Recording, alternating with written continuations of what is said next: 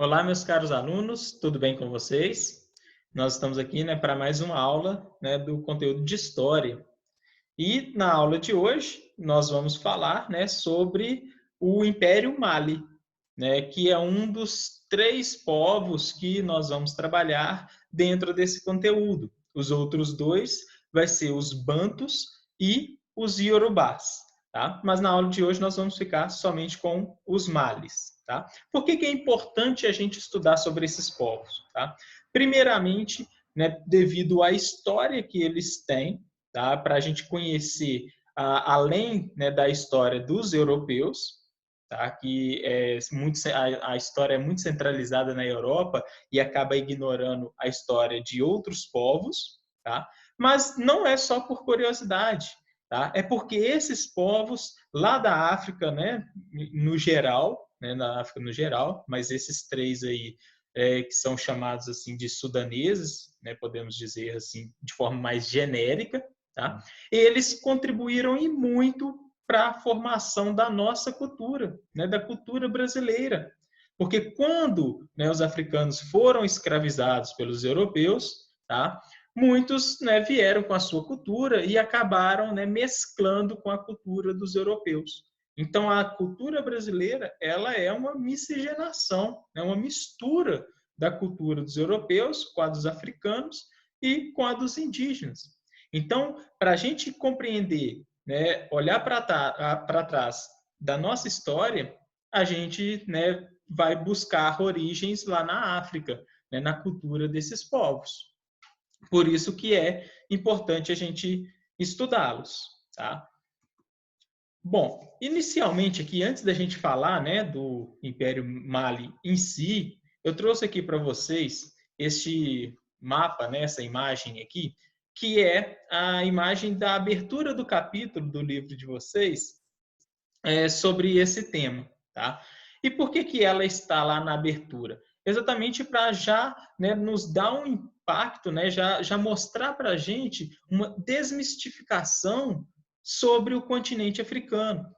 Porque o que é passado para a gente, pelos meios de comunicação, ou às vezes na própria escola mesmo, alguns professores têm dificuldade de trabalhar a história da África, porque é uma história muito complexa, muito difícil de ser passada, de ser compreendida, eles acabam ignorando ou generalizando demais as coisas. Então, muitos de vocês, eu aposto que acreditava que a África fosse como se fosse um único país. Falar assim, é africano. Então, já logo imaginava pobreza, já logo imaginava negro, não, provavelmente não sabia da religião, ou achava que todos tinham a mesma religião. Tá? Então, esse mapa aqui, juntamente com a foto dessas pessoas, já é para nos dizer que a África ela tem uma riqueza cultural, uma história muito grande. Tá? É um continente imenso, com uma diversidade cultural muito grande. Tá? Então, aqui, olha só, essas pessoas são todas diferentes umas das outras, tá? E elas vêm de lugares diferentes da África. Na África, nós tivemos grandes impérios, tá? Impérios que duraram séculos, como o Império Egípcio, que vocês devem ter estudado aí no 6º ano, tá? E alguns impérios aí durante a Idade Média, que são esses que nós vamos trabalhar. Tá? Lembrando que a gente ainda está trabalhando no período da Idade Média. Falamos ali do feudalismo na Europa, falamos do desenvolvimento do islamismo, tá? E falamos dos povos que habitavam a América, mas na linha temporal dentro da Idade Média, e agora nós vamos falar desses povos africanos também dentro da Idade Média. Tá? Bom, aqui nesse mapa não dá para vocês lerem direito o que está escrito em cada um desses quadros, mas é mais uma vez apenas para ilustrar a diversidade que existia dentro do continente africano, que ainda existe, na verdade. Tá? Então, faz essa ilustração aqui, né, de vários impérios, de vários povos, de várias etnias. Bom, contexto histórico e geográfico aí, né, do continente africano. Lá é considerado o berço da humanidade, tá? Então já começa por aí a importância da gente conhecer mais a fundo esse continente. Como que a gente sabe que lá é o berço da humanidade? Bom, porque até então, né, o fóssil mais antigo, né, dos nossos antepassados, né, dos seres humanos, foram encontrados no continente africano. Tá? Então, se a partir desse momento, né, foi encontrado algum fóssil que seja mais antigo do que os encontrados na África, a história ela vai ter uma outra narrativa. Por isso que a gente fala que a história ela não é absoluta, ela está em constante construção. Lá, né, então, temos diversos povos e culturas espalhadas, né, pelo continente. Então, a gente, né, tenta compreender o mínimo, né, dessas culturas, que, como eu disse, influenciou e muito a cultura brasileira. Bom, o norte da África, né, ele é composto por um mar de areia, né, que vocês já devem ter escutado falar, né, denominado deserto do Saara. Tá? E no deserto do Saara vivem diversos povos nômades, né, que são povos que não têm uma moradia fixa, né, vivem se deslocando de lugar para lugar, denominados berberes. Tá? E eles praticam o comércio, né, fazem rotas comerciais pelo deserto do Saara. Tá? Principalmente por conta aí, né, do camelo, né, um ótimo animal, né, adaptado àquele clima, né, para transportar mercadorias e pessoas consumindo, né, pouquíssima água.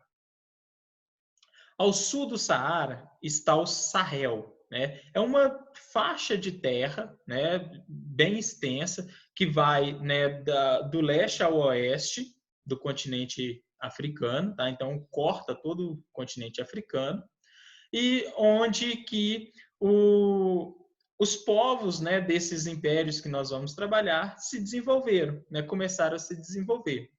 E eles são genericamente chamados de sudaneses, tá? Porque estão, né, ao sul, né, do Sahel, e essa área do Sahel, habitada, né, pelos denominados povos negros, tá? Ela é chamada de Sudão. Tá? Então, no Sudão Ocidental, que é na parte oeste, tá? É que vai surgir esses povos, principalmente por conta das características geográficas. É nesse Sudão Ocidental que nós temos o rio Níger, né, e o rio Senegal. Então, esses dois rios, né, vão possibilitar que esses povos, né, tenham água para a sua agricultura, né, para a sua subsistência, tá? Para a higiene, enfim. Então, os dois rios são fundamentais para o desenvolvimento, né, das civilizações ali desses reinos que vão surgir no continente africano. Olha, a gente fala genericamente chamados de sudaneses, mas viviam diversas etnias, né, nessa região aí do Sahel, tá? Conhecida como Sudão. Dentre essas etnias, tem os mandigas, né? Os mandigas vai ser, né, uma das etnias que vai fundar o Império Mali. Né? Então, as terras do Sahel eram chamadas de Sudão, como eu comentei com vocês, tá? Aqui no mapa fica mais fácil, né, de vocês visualizarem o que eu falei. Né? Nós temos uma grande faixa, né, denominada Deserto do Saara, ao norte aqui do continente africano, tá? E logo abaixo, olha, cortando todo o continente de leste a oeste, né, do Oceano Atlântico ao Mar Vermelho, nós temos o Sahel. E aqui no Sahel nós temos terras, né, boas para o cultivo, e é onde que essas diversas etnias denominadas aí, né, dos povos chamados de povos negros vão, né, começar a fixar ali as suas, né, moradias, constituir ali os seus reinos, tá? E fica aqui entre o rio Senegal e o rio Níger, tá? Bom, Agora a gente vai falar, né, já adentrar aí um pouquinho na formação do Império Mali, tá? Como que a gente conhece a história dos malinenses, né, do Império Mali? Principalmente por fontes orais, tá? Eles mesmos, né, não tinham o hábito de escrever, tá? As leis, a história deles, todas elas eram transmitidas pelos griots. Nós vamos falar deles mais à frente, tá? Mas eram transmitidas oralmente. Então, foi por meio, né, de vários anos, né, vários séculos aí de história, né, transmitidos oralmente, que a gente passou a conhecer um pouco mais, né, sobre o Império Mali, mas também por fontes arqueológicas, né, vestígios de materiais que eles produziram, de construções, e por meio de escritos árabes, tá? Porque a gente viu lá, né, na expansão do islamismo que por volta ali do século VII, né, o islamismo ele já tinha expandido por todo o norte da África, né, chegando até na Península Ibérica, onde hoje é Portugal e Espanha, né? Então, os árabes eles tiveram uma grande influência nesses povos que habitaram ali o norte da África. Então, esse império aqui, ele vai, né, surgir, né, vai formar no século XIII, né, o século XIII, lembrando que inicia no ano de 1201, tá, e vai até o ano de 1300, e na África Ocidental. Vou voltar aqui no mapa aqui, ó. Observem bem, quando a gente fala de Ocidente e Oriente, é só vocês imaginarem, né, uma linha partindo no meio, né, o nosso planeta, tá? O mapa, pega o mapa mundi e uma linha dividindo ele no meio. A parte, né, que está à sua direita é Oriente, é a parte oriental. Né? Por isso que a gente fala do Oriente, né? É o que? Os japoneses, os chineses, né? Às vezes até parte ali da Rússia, a Mongólia, enfim, né? O Oriente. E a parte da esquerda é o Ocidente, tá? É a parte ocidental. Então, como a gente está falando aqui do continente africano, né? Nós vamos traçar uma linha aqui no meio do continente, ó, no meio. Então, a parte à esquerda é a parte ocidental. E a parte à direita é a parte oriental do continente. Então, se a gente está falando que o Império Mali ele, né, foi fundado na área do Sahel, na parte ocidental, né, da África, ele foi fundado nesta região aqui. Tá? Bom, o povo da etnia Mandinga, né, que vai ser, né, os fundadores desse império. O seu líder, né, o príncipe que vai iniciar a formação e expansão desse império, vai ser o Sundiata Keita, tá? Também conhecido como Mansa. Mansa é um título, né, um título de nobreza, como se fosse, né, título de rei, de imperador, tá? Então, o Sundiata Keita é o nome dele, né, e o Mansa é o título, tá? Então, só para vocês entenderem. Ele foi, né, um dos mais importantes, né, do Império Mali, porque foi por meio do seu governo, né, que ele expandiu a sua, o seu império, né? Conquistou outros povos, fez uma administração ali, né, muito boa, enfim. E ele vai converter-se, né, ao islamismo. Provavelmente pelo comércio, tá? Essa é a principal justificativa, tá? Que o Sundiata Keita se converteu ao islamismo por conta do comércio, para que ele pudesse, né, integrar as rotas comerciais ali do norte da África, tá? Porque muitos produtos chegavam, né, na Europa, né, pelos portos ali do norte da África, tá?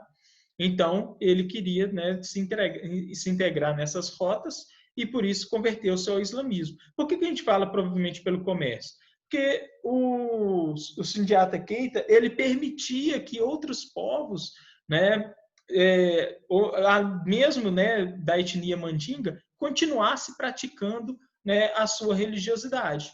Tá? E convivia ali, né, a leitura do Corão juntamente, né, com a leitura, né, dos seus livros sagrados, né, a prática, né, da sua religiosidade pacificamente, tá?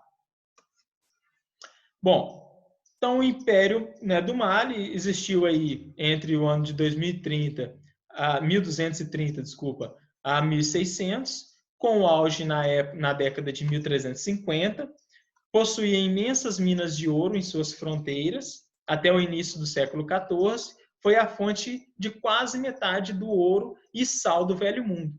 Então, tanto o ouro quanto o sal tinham importância muito grande, né, para a economia do Império Mali. Tá? O sal ele tinha um valor quase que igual ao do ouro. Então, era um império muito rico, tá? Muito rico. Aí vocês podem até perguntar, poxa, professor, você está falando que se tratavam de povos riquíssimos, né? Com muito dinheiro, muito ouro, né? Muitas riquezas naturais. Por que né, hoje grande parte, né, dos povos africanos, né, dos países africanos, passam dificuldades, né? Tem guerras civis, tem exploração, são pobres, doenças.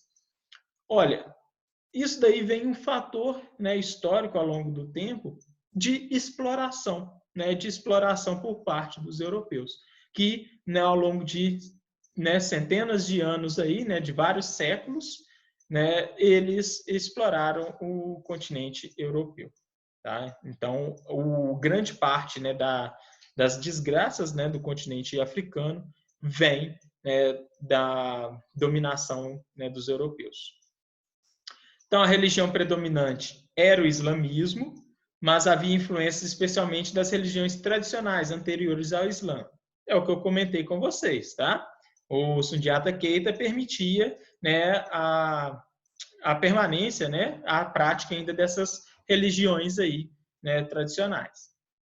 O Mali teve um governo semidemocrático, com uma das mais antigas constituições conhecidas do mundo, o Kurukan Fuga. Tá? Isso daqui é importante a gente comentar, né, porque a maior parte dos impérios que existiram na história, eles eram, né, autoritários. Né? Somente a palavra do imperador, do rei, é que prevalecia. Né? Então, não escutava a população.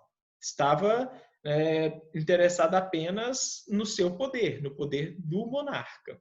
Tá? Aqui no Império Mali, o Sundiata Keita e outros, né, imperadores que vieram depois dele tinham o hábito, né, de escutar os seus súditos, né, de tentar entender as dificuldades, né, e as necessidades desses súditos para que ele, né, pudesse de alguma forma atender eles, né? Então, quem mandava de fato era ele, mas, né, ele escutava a população, né, tentando atender as necessidades. Então, era um governo semidemocrático.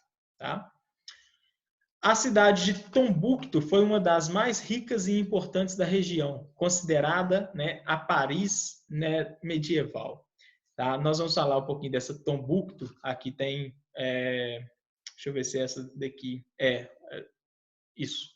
Aqui tem uma imagem, né, de uma das mesquitas da cidade de Tombuctu, mas eu trouxe outras imagens aqui também para vocês, né, terem uma ideia, tá, dessa cidade aí. Olha só, Tombuctu tinha uma universidade, tinha várias escolas, várias mesquitas, né, uma biblioteca enorme, né, que abrangia aí, ó, manuscritos, né, de diversas áreas de conhecimento do mundo. A gente viu, né, lá no islamismo que os árabes tinham um conhecimento muito grande, né, da ciência, matemática, literatura, né, astrologia, astronomia. Enfim, os árabes tinham um conhecimento muito superior ao dos europeus. E esse conhecimento, né, grande parte dele, foi levado aí para essas regiões onde que os povos africanos se converteram ao islamismo. Tá? As mesquitas são os templos, né, dos muçulmanos. Tá? Então, era uma cidade assim, que era a capital, né, do império. A decadência do império, nós vamos falar mais para frente, né, começa a ocorrer, né, no final do século XIV, né, e ela vai acontecer por disputas, né, pela sucessão, né, do trono, né, do trono do Império Mari. E isso vai enfraquecer, né, disputas internas, né, enfraquece qualquer governo, tá? E a cidade de Tombuctu, né, ela é tombada, né, pelo Patrimônio Mundial e ela está na lista de risco, tá? É um dos patrimônios aí que está na lista de risco aí de ser destruído. Aí, ó, a imagem, né, de Tombuctu. Essas construções aqui sobrevivem, né, ao longo do século inteiro, né? Parece um castelo feito de areia, né?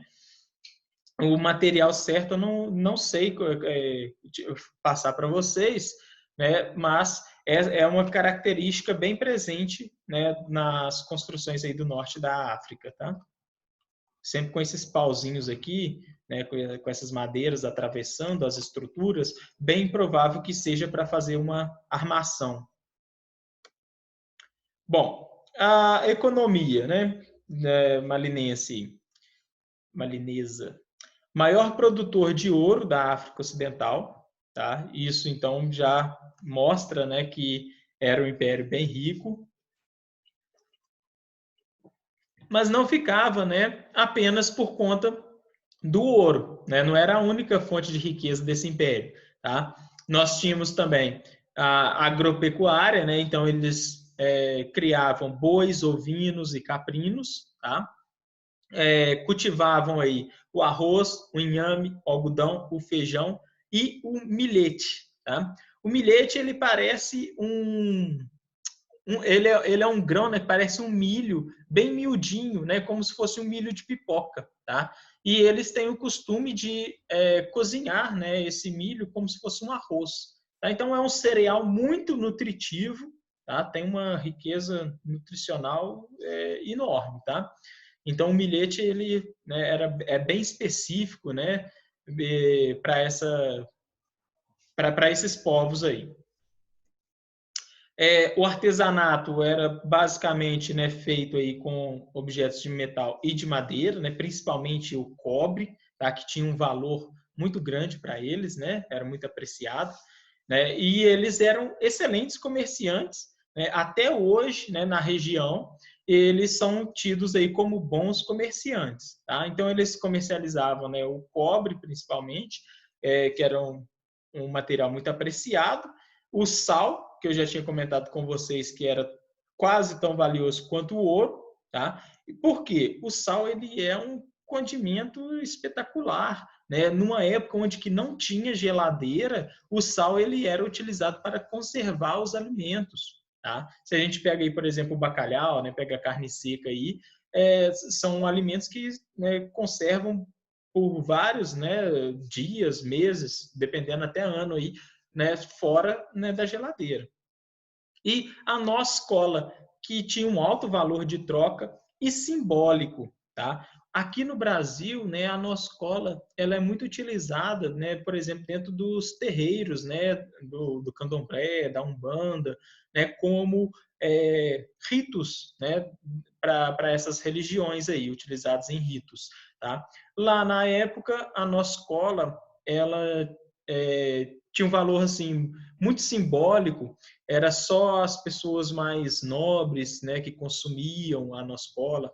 Ela é um fruto que dentro tem como se fosse uma semente, né, uma baga, né, não sei como é que chama direito, que tinha um gosto muito amargo, né? Só que pelo alto teor de cafeína que tem nessa nossa cola, né, mantinha, né, as pessoas assim, mais acordadas, davam a sensação de prazer, e no deserto, né, saciava a sede, tá? E era um objeto que era uma fruta, né, que precisa de uma conservação muito delicada, tá? Então eles enrolavam essas frutas aí em folhas verdes, né, e tinha que trocar de tempo em tempo para manter elas sempre fresquinhas.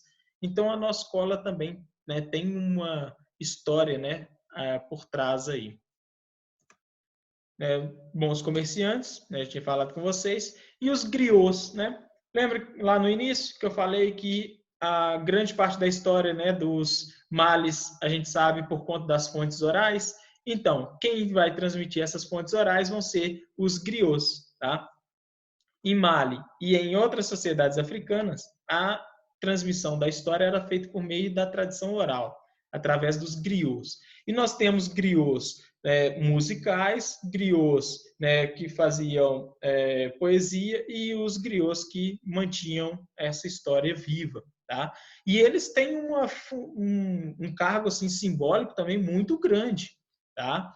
É claro que não só por passar a história, né, desses povos, o que já é muito importante, mas também, né, pela riqueza que eles, pela importância, né, que eles têm dentro dessa sociedade, que inclusive quando eles morriam, eles eram enterrados dentro, né, do tronco de uma árvore chamada baobá, né?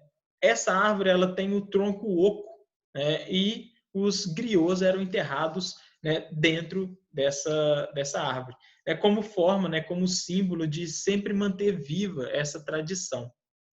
Então, eles narravam as histórias em forma de poesia, utilizavam diversos instrumentos musicais e essa tradição era transmitida de forma hereditária, ou seja, passada aí de pais para filhos. Bom, quase finalizando aí, né, vamos falar um pouquinho aí do que, né, fez esse império se tornar, né, tão poderoso e a parte aí, né, do declínio, né, que começou aí por volta do século XIV, que eu já comentei anteriormente. O maior império africano do período, tá? Então, durante ali esse período da Idade Média, esse é o maior império. Nós vamos falar dos Bantus, né, e dos Yorubás, mas o Mali é o que tem essa expressão de império muito grande. Durou cerca de 230 anos, tinha cerca de 45 milhões de habitantes, possuía um poderoso exército, né? Isso fez com que, né, os imperadores eles controlassem revoltas, né, e punissem os rebeldes, né, que por algum motivo ali, né, não concordassem, né, com a autoridade do imperador. Um exército composto de cavaleiros, lanceiros e arqueiros, tá? Então tinha realmente assim um poderoso exército, o que é necessário para qualquer grande potência, né? Tanto para dominação quanto para preservação mesmo, né, das suas terras. Se a gente for parar, né, para olhar, hoje em dia as maiores potências, Estados Unidos, China, Rússia, são os que têm, né, a maior capacidade militar. Controlava a extração de ouro e respeitavam as culturas dos povos dominados. Isso, né, é o mais importante, tá? Respeito à cultura dos povos dominados.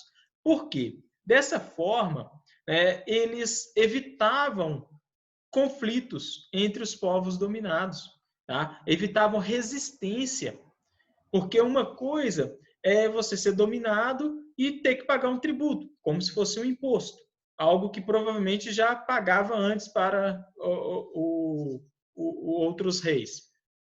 Outra coisa é eu dominar e querer impor a minha cultura. Tá? Façam essa reflexão. Né?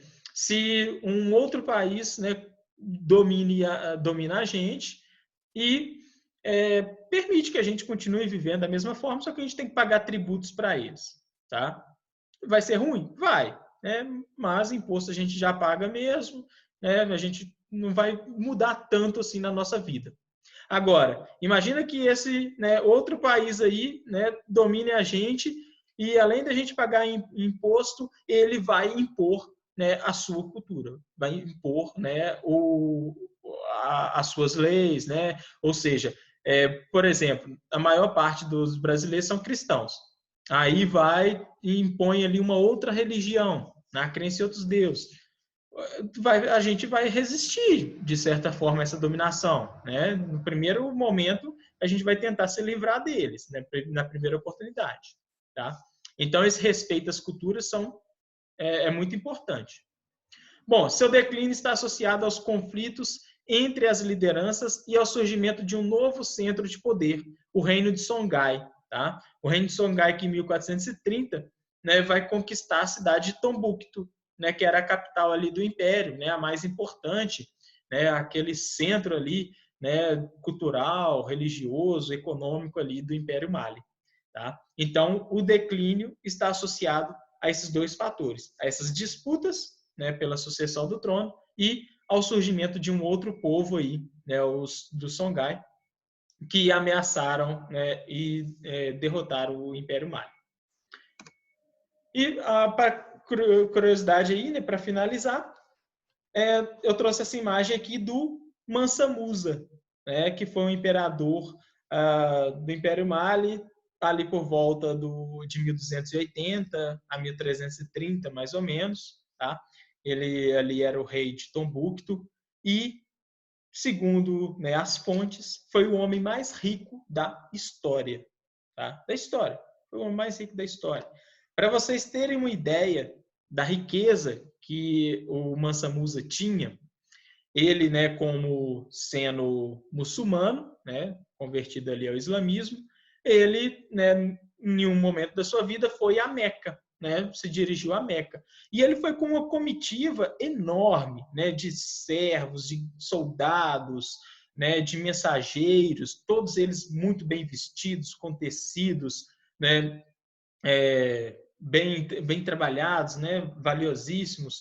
E ele levou nessa comitiva, né, cerca aí de foi 12 mil quilos de ouro, se eu não me engano. Né? Acho que foi isso mesmo, 12 mil quilos de ouro.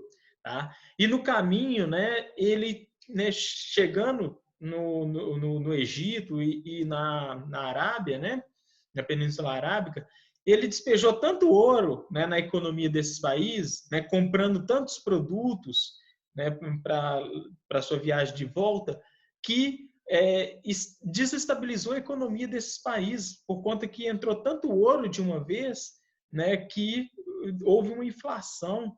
Então, assim, ele foi um cara assim, o mais rico da história. Aí vocês pensam assim, poxa, né, um africano que a gente costuma associar, né, à pobreza, né, foi o mais rico da história. É para a gente compreender, né, como que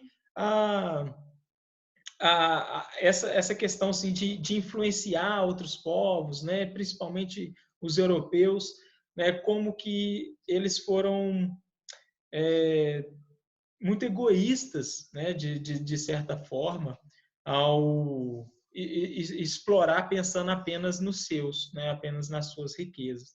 É por isso que muitas pessoas, né, ao analisar essa questão histórica, né, da economia, de exploração, acabam criticando, né, o capitalismo, tá? Porque desde, né, o século XIV aí, que nós temos a prática e o surgimento do capitalismo mercantil, depois capitalismo industrial, que vão ser coisas que vocês vão aprofundar mais para frente, tá?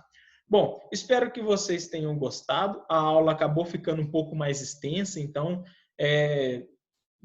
espero que vocês tenham paciência, divide o vídeo aí, né, em partes, tá? Reveja só algumas partes depois.